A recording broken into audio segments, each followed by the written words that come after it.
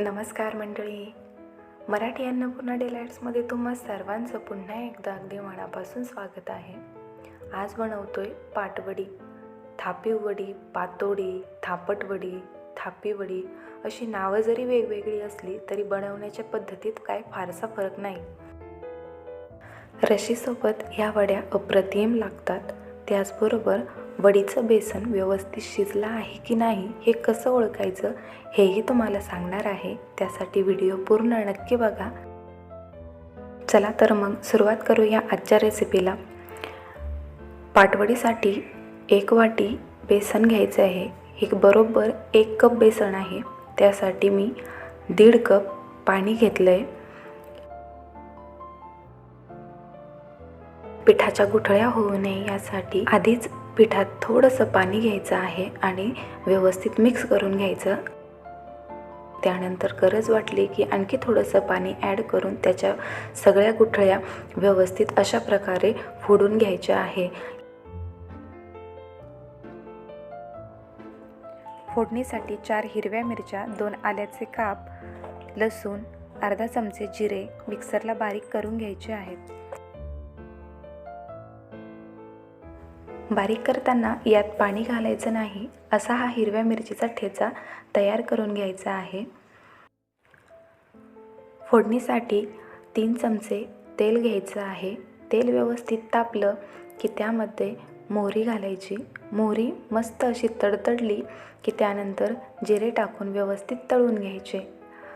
जिरे तळल्यानंतर अशी बारीक कढीपत्त्याची पानं मी इथं घेतली आहे। नसली तर कापून घ्या, म्हणजे ही पानं वडी कापताना मध्ये मध्ये येणार नाही आणि वडी व्यवस्थित कापल्या जाईल।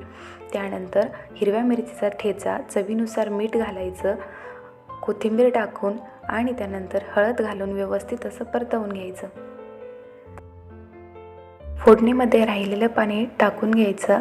याला हाय फ्लेमवर मस्त अशी एक उकळी घ्यायची। त्यानंतर गॅसची फ्लेम कमी करायची आणि पाणी व्यवस्थित फिरवून घ्यायचं। फिरवल्यानंतर यात बेसन टाकायचं। यामुळे काय होतं, बेसन एका जागेवर पटकन बसत नाही आणि याच्या गुठळ्या कमी होतात। कमी गॅसवरच पटपट असं व्यवस्थित त्याच्या सगळ्या गुठळ्या फोडून घ्यायच्या। सारखं फिरवत राहायचं म्हणजे गुठळ्या कमी होतात।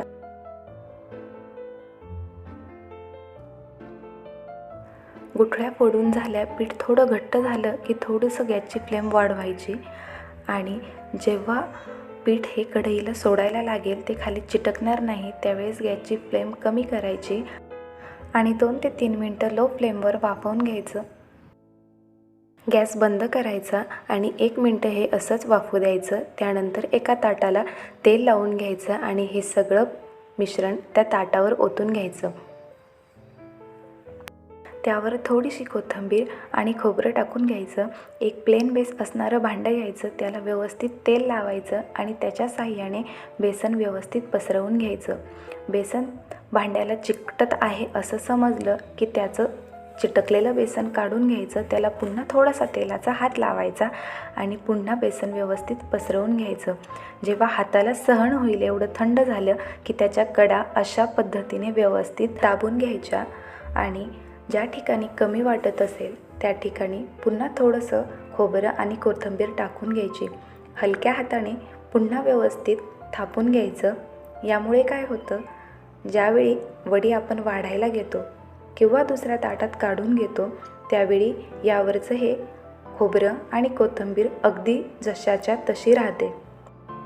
10 मिनिटानंतर थंड झाल्या की हव्या असणाऱ्या साईजनुसार कट करून एका सुरीच्या मदतीने त्या सुट्ट्या करून घ्यायच्या। अगदी पातळ अशा वड्या आपल्या तयार झालेल्या आहे। तुम्ही बघू शकता, हातावरती उचलल्यानंतर किंवा हातावरती घेतल्यानंतरही त्यावरचं कोथिंबीर आणि खोबरं जशाच्या तसं राहतंय। व्हिडिओ आवडला असेल तर लाईक शेअर नक्की करा आणि अशाच नवनवीन व्हिडिओसाठी चॅनलला सबस्क्राईब करायला विसरू नका। पुन्हा भेटू नवीन रेसिपीसोबत। धन्यवाद।